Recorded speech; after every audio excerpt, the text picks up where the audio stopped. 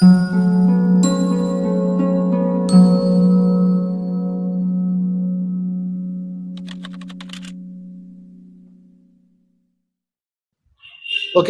రెండో ప్రశ్నకి వెళ్దామా. రెండో ప్రశ్న ఏంటి చూసారా, నా మొహాలు చూస్తున్నారు అందరూ, తెల్ల మొహాలు వేసుకుని ఎంతో చెప్పి నీకు బాధలు చెప్పి వెళ్ళిపోతాం అన్నట్టున్నారు.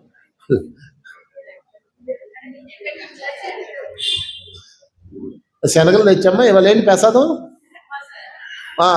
ఉప్మానా? అంటే నేను మా నాన్నతో పాటు చిన్నప్పుడు ఆశ్రమంకి వెళ్ళేవాడిని. నానుము అనమాట ఇది. మా గురువు గారు చెప్తా ఉండేవాడు. నేను ఆయన ఇలా చూసేవాడిని. ఆయన పక్కన ఉండేది అనమాట పులిహార డబ్బా ఉండేది, పులిహార క్యాన్ ఉంటుంది అనమాట. ప్రసంగం అయిపోయాక అందరూ పులిహార పెడతారు, నేను ఆ పులిహార కోసం వెళ్ళేవాడిని చిన్నప్పుడు. నేను ఆ పులిహార డబ్బా ఇంకా చూస్తుండేవాడిని, ఈయన ఎప్పుడు కంప్లీట్ చేస్తాడా, ఆ పులిహార ఎప్పుడు పెడతాడా. ఓ రోజు పులిహార పెట్టాడు, ఓ రోజు పాయసం పెట్టాడు. చిన్నప్పుడు మా నాన్నతో పాటు వెళ్ళేవాడిని. నానా ఎప్పుడైపోద్ది అనేవాడిని మా నాన్న.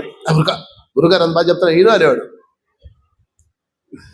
పులిహార పెడతారా, పాయసమా అడుగునా, నువ్వు నడమయ్య అంటవా నా చిన్నప్పుడు. పులిహార డబ్బా ఈ దాదాపులో ఉందా, ఉప్మా డబ్బా ఇంక రాలేదా, అమ్మయ్య బతికించావు. ఎక్కడి నుంచి వచ్చాం చెప్పండి? వరదలోకం. మరి మీరు చూసారా? ఎలా చెప్పేస్తున్నారు? ఎవడు చెప్తాడు సినిమాల్లో చూసి చెప్పాడు మేనా? సినిమాల్లో చూడలేదండి, వరదలోకం నుంచి వచ్చాం, పైనుంచి అలా వస్తాము. ఆధారం ఏంటి? అనుభవంగా తెలుసుకోవాలి. మీరు ప్రతిరోజు ఇందాక చెప్పాను, ప్రతిరోజు రాత్రిపూట నిద్రపోతారు కదండి. నిద్రపోయినప్పుడు మీకు మెలకు వస్తుంది. నిద్రపోయినప్పుడు మధ్యరాత్రిలో మెలకు వస్తుంది కదా. ఒక్కొక్కసారి మీ మీద 1000 టన్నుల బరువు పెట్టినట్టు ఉంటుంది. 1000 టన్నుల బరువు. కాళ్ళు చేయి కదిలించలేరు మీరు. పెద్ద పెద్దగా అరుస్తుంటారు, మీ అరుపు వినపడి ఎవరు రారు, పక్కనే ఉంటారు. మీకు అసలు అరుస్తున్నట్టు మీ వాయిస్ మీకే వినపడుతుంది. అలా మీరు గించుకొని కాసేపటికి మళ్ళీ మెలకు వస్తుంది. మెలకులోంచి మళ్ళీ మెలకు వస్తాయి. అప్పుడు అన్ని పని చేస్తాయి. అప్పుడు మీరు అంటారు, ఏంది ఇది, ఏం జరిగింది, అమ్మో నా మీద ఎవరో తొక్కారు, దెయ్యం తొక్కింది, గాలి తొక్కింది, ఏదో చెప్తారు కదా. తప్పక మీరు వెళ్ళి ఆంజనేయం బొట్టు పెట్టుకొని పడుకుంటారు. మళ్ళా అది ఏ గాలి కాదు, ఏ ధూళి కాదు, ఏ దెయ్యము కాదు. అదేంటో చెప్తా. ఇప్పుడు ఇది మీరు అనుకోండి, ఇది శరీరం, ఇది ఆత్మ. ఇది అలా దేహం నుంచి బయటకు వెళ్తుంది. బయటికి వెళ్ళి ఎన్నో లోకాలు తిరుగుతుంది. తిరిగి మళ్ళీ దేహంలోకి వస్తాయి. దేహంలోకి వచ్చాకే దేహం పనిచేస్తుంది. అప్పుడు దాకా దేహం పనిచేయదు. ఓకే, ఇది దేహంలోకి దగ్గరగా వచ్చినప్పటికీ ఒక్కొక్కసారి దేహానికి ఎరుకు వస్తుంది. అప్పుడు దాకా దీనికి ఎరుకుండదు. ఇది బయటకు వెళ్ళిపోతే దీనికి ఎరుకుండదు. అర్థమైందా మీకు? ఇప్పుడు ఫ్యాన్ ఉంది, ఫ్లగ్లో పెడితే ఫ్యాన్ తిరుగుద్ది. ఫ్లగ్లో పెట్టకుండా ఇలా పెడితే తిరుగుద్దా? అలా అలా అలా అలా అలా దగ్గరకు వచ్చి ఫ్లగ్లో పెట్టినప్పుడు తిరుగుద్ది. కానీ ఒక్కొక్కసారి ఏమవుద్దంటే ఈ జీవుడు, జీవాత్మ అంటారు దీన్ని, జీవాత్మ శరీరంలోంచి బయటికి వెళ్ళి అన్ని లోకాలు తిరిగి మళ్ళీ తిన్నగా ఇందులోకే వస్తుంది. ఎందుకంటే దీనికి మధ్యలో థ్రెడ్ ఉంటుంది, సిల్వర్ థ్రెడ్ అంటారు దాన్ని. దాని పేరు పాశము తెలుగులో. నీ దుంపదేగా అంటారు, అంటే అదే. నీ తాడుదేగా అంటారు, అంటే అదే. సరే, మొత్తం మీద ఇలా తిరిగి మళ్ళీ ఈ జీవుడు శరీరంలోకి వస్తాడు రోజు. కానీ ఒక్కొక్కసారి ఏమవుతుందంటే ఇంకా లోపలికి రాకముందే మెలకు వస్తుంది దీనికి దేహానికి ఎరుకు కలుగుతుంది అనమాట. ఇది దేహభావంలోకి వచ్చేస్తుంది. దేహం బయట ఉన్నంతసేపు ఆత్మభావంలో ఉంటాం, దేహం లోపలికి రాగానే దేహభావంలో ఉంటాం. రాకముందే మెలకు వస్తుంది. మెలకు రాగానే మనం చెయ్యి కదిలిస్తాం. ఇది ఎక్కడుంది? బయట ఉంది కదా, కరెంటు వెళ్ళలేదు, ఇంకా పనిచేది మిషన్. అందుకే మీ కాలు మీ మాటల్లో, మీ చెయ్యి మీ మాటల్లో. అనుభవం అయింది కదా. రాత్రిపూట నిద్రపోయినప్పుడు చాలా మందికి మధ్యరాత్రిలోనూ తెల్లవారుజామున అనుభవం అవుతుంది. దాదాపు 70% మందికి అవుతుంది అనుభవం. అప్పుడు మీరు అరుస్తారు. ఇది దేహంలోకి వెళ్తే అరుపు వినపడుతుంది, బయటికి దేహంలోకి వెళ్ళకపోతే అరుపు వినపడుతుంది కదా. అలా ఉంటుంది అనమాట. ఏదేమైనా 3 నిమిషాల్లోనూ 5 నిమిషాల్లోనూ పూర్తిగా సెట్ అయిపోద్ది. సెట్ అయిన తర్వాత మీరు మాట్లాడతారు. అందుకని కలలో నుంచి మెలకువలో నుంచి మళ్ళా మెలకు వచ్చాక అమ్మని అనుకుంటారు. ఈ మధ్యన నాకు ఒక ఎక్స్పీరియన్స్ వచ్చింది. దయ్యాలు నన్ను టీచ్ చేసినాయి అనమాట, టీచింగ్ చేసే దయ్యాలు. దయ్యాలు నాతో బాగా ఆడుకున్నాయి ఒక చోట. ఎక్స్ప్లెయిన్ చెప్తాను మీకు. నేను ఒకళ్ళ ఇంటికి వెళ్ళాను, క్లాస్ అయిపోయింది. ఆ పైన వాళ్ళు డూప్లెక్స్ హౌస్ అనమాట, పైన పడుకోమన్నారు. వాళ్ళు ఆ రూమ్ వాడట్లేదు, అందుకని ఇంట్లో వాడని రూమ్లో ఎప్పుడు ఉంచకండి. రూమ్ను వాడాలి, లేదా వారానికి ఒకసారి క్లీన్ చేసి గోపేయండి. లేకపోతే దెయ్యాల సచిన్ దెయ్యాల అంకుల్స్ ఉంటారు కదా, అంకుల్స్ ఆంటీలు వచ్చి చేరతారు అందులో. ఖాళీ ఎప్పుడు రూములు లైటింగ్ ఉండాలి, వాడుతూ ఉండాలి. వాడుబడ్డ ఇల్లా ఉండకూడదు ఇల్లు. సరే, ఆ రూమ్ వాళ్ళు వాడట్లా, దాదాపు సంవత్సరం నుంచి. ఎవరో గెస్ట్ వచ్చినప్పుడు ఇస్తారు. సరే, నేను వెళ్ళాను కదా, ముందు రోజు అంతా క్లీన్ చేసింది, నేను వెళ్ళాను, ఇచ్చింది. పడుకున్నాక నేను ఎప్పుడు తెల్లవారుజామున వెళ్ళాను, పడుకున్నాను. కరెక్ట్గా 4:30-5 అవుతుంది అనుకుంటా. సడన్గా మెలకు వచ్చింది. మెలకు వస్తే ఆ రూమ్లో నేను ఒక్కడే కదా, చాలా పెద్ద రూము, నేను ఒక్కడే ఉండాలి కదా. దాదాపు 7-8 మంది ఉన్నారు. మీరంతా ఎవరు, మీరు అసలు నా రూమ్లోకి ఎట్టొచ్చారు, మీరు ఎవరు అంటున్నాను. అందులో ఒకడు వచ్చాడు, గడ్డం ఉంది, లిప్స్టిక్ రాసుకున్నాడు. నాకు వాడి ఫేస్ ఇంకా బాగా గుర్తుంది. లిప్స్టిక్ రాసుకొని నవ్వుతున్నాడు, నవ్వుతూ నన్ను గిల్లుతున్నాడు. అర్థమైందా గిల్లడం అంటే? నన్ను అందమైన అబ్బాయి గిల్లుతాడా, అలా గిల్లుతున్నాడు నన్ను నడుము గిల్లుతాడు. ఒకటే వెనక నుంచి పట్టుకుంటున్నాడు, పిచ్చగా ఆడుకుంటున్నారు. నేను ఆయన తోసాను, వీడిని తోసాను.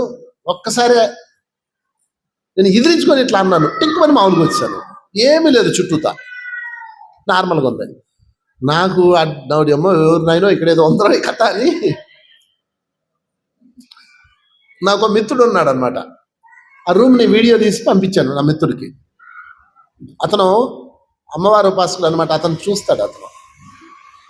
అతను ఏం చేశాడంటే అదంతా చూశాడు. నేను ఊహించుకున్నానా లేకపోతే అక్కడ ఏమైనా ఉందా, నాకు ఇది డౌటు, చెప్పు అని పంపించా వీడియో. అతను ఏం చేశాడంటే ఆ వీడియో చూసి, నాయనా నీ డౌట్ నిజమే, అక్కడ బలవన్మరణం పొందిన ఒక బ్యాచ్ ఉంది, ఒక 5గురు. అయితే నిన్ను వాళ్ళు ఏం చేయలేరులే, నీ ఎనర్జీకి వాళ్ళు లోపలికి వెళ్ళలేరు, ఊరికే నీతో సరదాగా అలా గడుపుతున్నారు, ఎంజాయ్ చేయ అన్నాడు వాడు. ఓన్లీ దయ్యాలతో ఎంజాయ్ చేయడం పెట్టరా నీ మొహమ్మండ. సరే, తెల్లారింది, పొద్దున్నే లేచాను, వాళ్ళు టిఫిన్ చేశాను, క్లాస్కి వెళ్ళాను. ఆ రోజు రాత్రికి నేను అక్కడే పడుకోవాలి. ఏమండి ఎన్ని చెప్తాం కానీ, నేను ఆత్మని, నేను దైవాన్ని అన్ని మనం చెప్తాం కానీ అనుభవంలోకి వస్తే తెలుస్తుంది. చెట్టు మీద దయ్యం, నాకేం భయం అంటాం, వెళ్ళండి ఇంటికి వెళ్ళి ఒకళ్ళే పడుకొని తెలుస్తుంది. అవునా కదా, నిజాయితీకి మాట్లాడుకుందాం. ఆ రోజు రాత్రికి నేను అక్కడే పడుకోవాలి. పైగా నా కర్మకాయలు ఆ రోజు ఏ క్లాస్ చెప్పాను, మనకి భయం అనేది ఉండకూడదు అని చెప్పాను. అదే అడిగారు వాళ్ళు, ఏమండి నేను చాలా భయపడిపోతానండి అని. భయం ఉండకూడదు, మన ఆత్మపదార్థంలో వాళ్ళు ఎవడు ఏం చేయలేడని చెప్పాను. నాకు తెల్లారితో సీన్ గుర్తొచ్చింది. లోపల ఒకడు ఉంటాడు కదా, ఎరా వీళ్ళకన్నీ చెప్తున్నావు, నీ కథ ఏంటని. సరే, క్లాస్ అయిపోయింది. మొత్తం మీద నేను ఈ ఎక్స్పీరియన్స్ ఎక్కడ చెప్పలా, ఇప్పుడు వస్తే మీకు చెప్తున్నా. అప్పుడు ఏం జరిగింది, సాయంత్రం 5 అయింది, క్లాస్ అయిపోయింది, టిఫిన్ పెట్టారు. నేను ఆ రూమ్ ఇంకా చూస్తున్నా, ఆ రూమ్లోనే పడుకోవాలి నేను. మళ్ళీ సాయంత్రం క్లాస్ 10 దాకా చెప్పి ఆ రోజు మళ్ళా ఇంకెళ్ళి పడుకోండి సార్, పగలంతా అలసిపోయారు కదా, నా పర్లేదు కాసేపు అంటాను. వీళ్ళందరూ కింద ఉన్నారు, ఆ బ్యాచ్ అంతా వేరే చోట ఉన్నారు. క్లాస్కి వచ్చిన వాళ్ళందరూ కిందన ఉన్నారు, డార్మాటరీలో ఉంటాయి కదా. నా రూమ్లో నేను పడుకోవాలి. అప్పుడు అటు ఇటు చూసి నేను ఏం చేశానంటే, సరే ఓ పని చేద్దాం, పైన ఓ పిరమిడ్ ఉంది, ఈ డార్మాటరీలో పైన ఓ పిరమిడ్ ఉంది, అందులో జెంట్స్ పడుకుంటారు. సరే నేను ఆ పిరమిడ్లో పడుకుంటాను అన్నా. ఎందుకన్నాను, భయం నాకు లేదండి, మా వంశీగాడికి భయం ఉంటుంది. ఈడేమో నేను రానంటాడు, నేనేమంటాను, రేపు పర్లేదు రాదే, ఆ ఆత్మే మళ్ళీ ఏం చేస్తుంది అదా అంటాను నేను. ఈడేమంటాడు, నేను రానంటాడు. ఈడంటే ఎవరు, వంశీగాడు. ఆవిడ అడ్డం తిరిగాడు, నేను రానన్నాడు.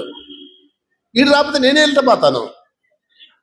సరే ఓ పని చేద్దాంలే, పైన పిరమిడ్లో అక్కడ చాలా మంది ఉన్నారు కదా, ఆడ పడుకుందామని నేనేం చేశాను, బ్లాంకెట్ తీసుకొని వెళ్ళా.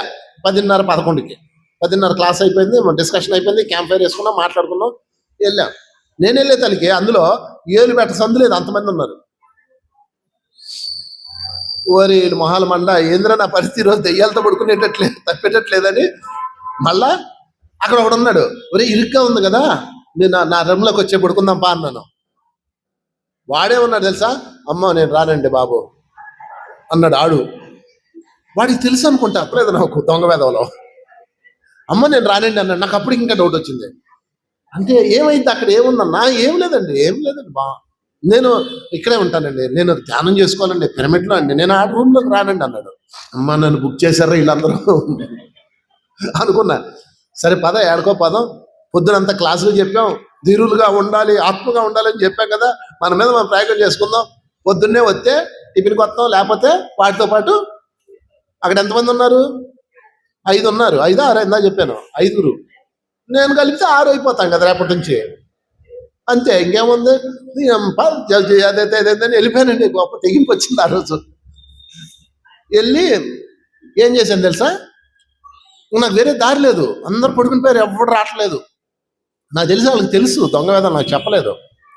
సరే నేనేం చేశానంటే వెళ్ళానండి, రూమ్లోకి వెళ్ళి ధ్యానంలో కూర్చొని ఏమన్నాను తెలుసా, నాయనలారా, ఇక్కడున్న దివ్యాత్మ స్వరూపులారా, వాళ్ళు దివ్యాత్మలే కదా, ధ్యానంలో కూర్చొని దివ్యాత్మ స్వరూపులారా, నేను ఇక్కడికి ఉందామని వచ్చాను, ఇది నా ఇల్లు కాదు, వేరే వాళ్ళ ఇల్లు. నన్ను డిస్టర్బ్ చేయకండి, మీ పని మీరు చేసుకోండి, నన్ను మీరు డిస్టర్బ్ చేయకండి. ఇదిగో మళ్ళా చెప్తున్నా, మీరు నన్ను డిస్టర్బ్ చేశారో మీకు కర్మ పట్టుకుంటుంది, ఇంకా మీరు ఎన్ని జన్మలు ఎత్తినా పైకి వెళ్ళలేరు, ఎక్కడికి వెళ్ళలేరు. మీ పని మీరు చేసుకోండి, నేను మిమ్మల్ని వెళ్ళిపోమని చెప్పట్లా, నా పని నేను చేసుకుంటాను, నేను పడుకోవాలి, రేపొద్దున మళ్ళీ నా క్లాస్ ఉంది అని చెప్పా. అని పడుకున్నానండి. ముందు రోజు తెల్లవారుజాము నిద్రపట్టలేదు, కానీ ముందు రోజు రెండో రోజు ఎంత హాయిగా నిద్రపోయానంటే హాయిగా నిద్రపోయా. ఆ దెయ్యాలు నా మాట ఈయన వెళ్ళిపోయినాయి. దెయ్యాలతో నేను కుదుర్చుకున్న డీల్ ఇది రియల్ సంఘటన, అబద్ధం చెప్పను. అయితే అది ఎక్కడ జరిగింది అనేది నేను చెప్పను, ఎందుకంటే పర్సనల్ కదా, బాగోదు. వేరే ఊర్లో జరిగింది అది. దయ్యాలతో నా మొట్టమొదటి ఎక్స్పీరియన్స్ ఇది. సరే, ఇది జరిగిపోయి ఈ మధ్య ఒక 5-6 నెలలు అవుతుంది. సో నువ్వు ఎక్కడి నుంచి వచ్చావు? ఆత్మలోకం నుంచి వచ్చావు. ఇప్పుడు అవి ఎక్కడున్నాయి? ఆత్మలోకంలో ఉన్నాయి. ఏ లోకంలో ఉన్నాయి? ఆత్మలోకం ఎక్కడ ఉంటుంది? ఇక్కడే ఉంటుంది. ఆత్మలోకం అంటే అదేదో పైలోకం పక్కలోకం కాదు, బొమ్మ వరుస. దేహలోకము ఆత్మలోకము, కాలము కాలాతీతం. ఆత్మ పదార్థమైన నేను ఆత్మలోకం నుంచి వచ్చాను. ఇక్కడ వరకు క్లియర్ అయింది కదండి? 2 ప్రశ్నలకి 2 ఆన్సర్లు. మొదటి ప్రశ్న ఏంటండి, ఎవరు నేను? దివ్యాత్మ స్వరూపాన్ని. ఎక్కడి నుంచి వచ్చాను? ఆత్మలోకం నుంచి వచ్చాను. నా యొక్క ఓవర్ సెల్ఫ్ అక్కడ ఉంది, అది వేరే సబ్జెక్టు. 2 క్వశ్చన్లకు ఆన్సర్లు వచ్చినాయి రాలేదా? ఇంకేమైనా డౌట్ ఉందా? ఉంటే చెప్పండి, మీరు కూడా అడ్రస్ ఇస్తాను, వెళ్ళి ఉందరు. కానీ అసలు భయపడకండి, నిజంగా అనుభవంతో చెప్తున్నా. దెయ్యము అంటే అది కూడా ఒకానొక చైతన్యము. ఇంకా శరీరం ఉన్న వాళ్ళకి భయపడండి, వాడు ఎప్పుడు ఏం చేస్తాడో తెలియదు, ఎవడు ఏ మొగుడు బుర్రబద్దలు కొట్టేస్తాడో తెలియదు, ఏ పిల్లం గొంతు పిసికి చంపేస్తుందో తెలియదు. మీరు వింటున్నారు కదా యూట్యూబ్లో, హనీమూన్కి వెళ్ళారు, ప్రియుడితో కలిసి మొగుడిని చంపేసింది, ప్రియుడితో చెక్కేసింది. మొన్నే కదా వచ్చింది న్యూస్. మీరు భయపడండి. ఎవరికి? మనుషులకి. దెయ్యాలకు భయపడకండి, చాలా మంచి అవి. ఎందుకని ఏం చేయలేవు, అది ఒక చైతన్యము, మనలాంటి చైతన్యము. ఇక్కడ వరకు క్లియర్ అయిందా? 3వ క్వశ్చన్కి వెళ్దామా? ఏంటి 3వ ప్రశ్న? ఎందుకు వచ్చాను? 3 పనుల మీద వచ్చాను. 1 కర్మ రుణం చెల్లించడానికి, 2 జ్ఞాన సముపార్జన చేయడానికి, 3 ఆనందాలు, జీవితపు ఆనందాలు అనుభవించడానికి, ఆనందంగా జీవితాన్ని జీవించడానికి. 3 పనులు. కర్మ రుణం చెల్లించడం అంటే ఇప్పుడు నువ్వు చేసే భర్తకు సేవ, కర్మ రుణం. ఇంతకుముందు చేర్చుకున్నావు కదా, నీ భర్త బాగా తాగేసి నిన్ను తంతున్నాడు, నీ డబ్బులన్నీ లాక్కుపోయి తాగేస్తున్నాడు. మరి నేనేం చెల్లించడానికి వచ్చాను? వాడికి చెల్లించడానికి వచ్చావు. ఎందుకు చెల్లిస్తున్నావు? నువ్వెవరో తెలుసా? నువ్వు గత జన్మలో వైన్ షాప్ ఓనర్వే. ఒక వైన్ షాప్ ఓనర్ ఉన్నాడు అనుకో, అందరికి పోస్తాడు కదా, వాళ్ళందరూ బాధలు పడతారు కదా, స్త్రీలందరూ వాడి భార్యలు ఏడుస్తారు కదా, ఆ ఏడుపంతా ఇంటికి వస్తాయి. అంటే మంచి వైన్ షాప్ ఓనర్లు ఉన్నారు ఇక్కడ, ధర్మంగా ఉండే వైన్ షాప్ ఓనర్లు ఉన్నారు. తాలిబొట్లు అలాంటి బంగారం మేము పెట్టుకోం, గెటౌట్ అని పంపించాలని నేను చూశాను. వాళ్ళు మంచోళ్ళు, వాళ్ళ వృత్తిలో కూడా వాళ్ళ ధర్మంలో ఉన్నారు, గ్రేట్. కొంతమంది అలవాటు చేస్తారు, తాగుడు అలవాటు చేస్తారు. వాడు నెక్స్ట్ జన్మలో తాగుబోతాడికి భార్యగా పుడతాడు. ఒకరిని పాడు చేసినాడు, తర్వాత జన్మలో బుక్ అవుతాడు. అది చెల్లింపు. ఈ జన్మలో మీరు బంగారం పోగొట్టుకున్నారు, లేదా ఎవరికో డబ్బులు ఇచ్చారు, వాడు జంపు. ఎందుకు ఇలా జరిగింది? ఎందుకంటే నువ్వు అటువంటి కర్మని చేసావు కాబట్టి దానికి సరిసమానమైన చెల్లింపు ఇవ్వడానికి వచ్చావు, అంతే. అదేందండి, ఒక కర్మ తీరిపోయినందుకు సంతోషపడండి. ఒకటి అయిపోయింది మనకి అకౌంట్లో, ఒకటి పూర్తి చేసాం, అంతే కదా. ఇప్పుడు బ్యాంకులో లోన్ కడుతున్నారు, 5 నెలలు 10 నెలలు 20 నెలలు కట్టిస్తారు, సంతోషపడతారు, ఏడుస్తారా? అయ్యో డబ్బులను తీసుకెళ్ళి బ్యాంకు కడతాం అంటారా? అమ్మయ్యా దాదాపు 10 ఇన్స్టాల్స్ కట్టామబ్బా, ఇంకా 5 ఉన్నాయి అబ్బా, ఎట్టొకటి కట్టేస్తున్నాం, 10 అయిపోయినాయి అబ్బా, 12 అయిపోయినాయి అబ్బా, సంతోషపడతారు పడరా? అలాగే మీ జీవితంలో కష్టాలు వచ్చినప్పుడల్లా అమ్మయ్యా ఒక పెద్ద కష్టం వచ్చేసిందిరా, కంప్లీట్ చేశారా బాబు, నెత్తి మీద భారం దిగింది అనుకోవాలి. ఎందుకని? కర్మని చెల్లింపు చేశాము, దాని ద్వారా జ్ఞానాన్ని పొందాము. ఓకే, మీ అందరూ కర్మల వల్ల బాధింపబడ్డారు కాబట్టి ఏడుకొచ్చారు. లేదా ఏడుకి ఎందుకు వస్తారు మీరు? ఐనాక్స్ థియేటర్కి వెళ్తారు, పీవీపీ మాల్కి వెళ్తారు. ఇక్కడ పీవీపీనా అదేదో మాల్ ఉంది, ఏ మాల్? ఎంజీబీకి వెళ్తారు, ఎంజీబీలో తిరుగుతుంటారు. అక్కడ మేడం ధ్యానం చేయరా, ఎలా ఇప్పుడుగా పని లేదు మీకు అంటారు. అక్కడ ఇప్పుడు సార్ ధ్యానం చెప్పండి అంటారు. ఎందుకు? బాగా కాలింది కాబట్టి. డబ్బులు పోయా, ఆరోగ్యం పోయా, మనశ్శాంతి పోయా, అప్పుడు ధ్యాన కేంద్రం కనపడదు. అప్పుడు కళ్యాణి మేడం కనపడుతుంది, అప్పుడు దాకా కనపడదు. ఆ కళ్యాణి ఎంతమంది బతిలాడిందో, అమ్మా ధ్యానం చేయండి అమ్మా, అమ్మ ధ్యానం చేయండి అమ్మా. ఇప్పుడు కాదులే కళ్యాణి, రా చూద్దాంలే, ఏదో అప్పు అడిగినట్టు ఆమె మిమ్మల్ని అప్పు అడిగిందా, ఇప్పుడు కాదులే తర్వాత చూద్దాంలే. ఎంత ఎన్ని రోజులు మీరు ఎగేశారు, ఇప్పుడు వచ్చారు. ఎన్ని జన్మలు ఎగేశారు తెలుసా మీరు? ఇప్పుడు వస్తారు ఆధ్యాత్మికానికి. ఆధ్యాత్మికానికి అతి తక్కువ మంది అన్వేషణ కోసం వస్తారు, 90% బాగా కాలేక వస్తారు. అంటే మనకు బాగా ఆల్రెడీ మన కండె కాలింది. అందుకని చెల్లింపు చేస్తున్నాం మిత్రులారా. 2, జ్ఞానాన్ని సంపాదించాలి. ఏం చేశాను నేను? ఏం చేస్తే నాకు ఈ కర్మ వచ్చింది? ఏం చేస్తే నేను ఇప్పుడు బాధపడుతున్నాను? ఇది ఇందాక సుప్రజ మేడం చెప్పింది. ఒక జన్మలో తను ఒకటి మోసం చేసింది కాబట్టి ఇప్పుడు మోసం చేసేవాడు వచ్చాడు, వాడిని అర్థం చేసుకొని వాడికి సహాయం చేసింది, వాడు వెళ్ళిపోయాడు, మోసం చేసేవాడు మారిపోయాడు, అంతే. చెల్లింపు, దాని పేరే కర్మ విపాకము. నేను చెప్తున్నాను, మీలో ఎవరికన్నా ఏదైనా బాధలు ఉంటాయి, శారీరకం, ఆర్థికం, కుటుంబం, 3 ఏవన్నా సరే ఉన్నాయనుకోండి, ధ్యానంలో కూర్చోండి,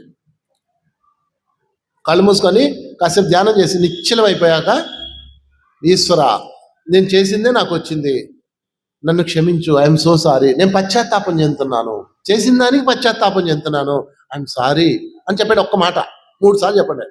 అయితే ప్రాయశ్చిత్తం చేసుకుంటాను, నాకు అవకాశమే అని అడగండి. ప్రాయశ్చిత్తం అంటే ఏంటి? సేవ. కరెక్ట్గా ఒక 11 రోజుల్లో ఇది 3 రోజులు లేదా 11 రోజులు రెగ్యులర్గా చేయండి. ధ్యానంలో కూర్చొని ఒక్కసారి ప్రక్రియ, దీన్ని కర్మ విపాక ప్రక్రియ అంటారు. మీ మనస్ఫూర్తిగా చెప్పుకోండి. స్పీక్ విత్ గాడ్, భగవంతుడితో మాట్లాడచ్చు. ఎంత ఈజీ తెలుసా? మనుషులతో మాట్లాడలేము. ఏమయ్యా నీ పిల్లలతో మాట్లాడగలవు? నువ్వు చెప్పు. నువ్వు అంటే ఊ అంటది. నీ మౌడితో మాట్లాడగలవా? అబ్బా ఏంటో. అసలు మీ పిల్లలతో మాట్లాడగలరా? మీరు చెప్పండి. మీ పిల్లలు మాట్లాడండి చూద్దాం, వాళ్ళు వినరు. కానీ భగవంతుడితో మాట్లాడచ్చు, చాలా సులువు. ఎందుకంటే ఆయన వింటాడు, చేస్తాడు, 2 పనులు చేస్తాడు. ఆయన వింటాడు, చేస్తాడు, మాట్లాడడం. మాట్లాడండి భగవంతుడితో, ధ్యానంలో కూర్చోండి. భగవంతుడితో ఎలా మాట్లాడాలి? బ్రహ్మాండమైన మార్గం మన మార్గం. ఏ మార్గం? ధ్యాన మార్గం ఉంది కదా. ముందు మనసు శూన్యం చేయండి. శూన్యం అయిపోయినాక మిగిలింది ఎవరు? చైతన్యమే కదా. చైతన్యంతో భగవంతుడితో మాట్లాడండి. ఈశ్వరా నేను చేసింది అనిపిస్తున్నానయ్యా, ఏదో జన్మలో చేశానయ్యా, ఐఎమ్ సో సారీ, పశ్చాత్తాపం చెందుతున్నానయ్యా. హృదయంతో చెప్పండి, హృదయంతో. అసలు మీరు మంత్రాలు గుడికి వెళ్తారు కదా, మంత్రాలు చదువుతారు కదా, అందులో పశ్చాత్తాపం అనే పదం చాలాసార్లు వస్తాయి, విన్నారు లేదా? ప్రాయశ్చిత్తం అనే పదము వస్తుంది, ప్రతి మంత్రంలో వస్తాయి. కాకపోతే దాన్ని వినే ఓపిక తీరిక మనకు లేదు.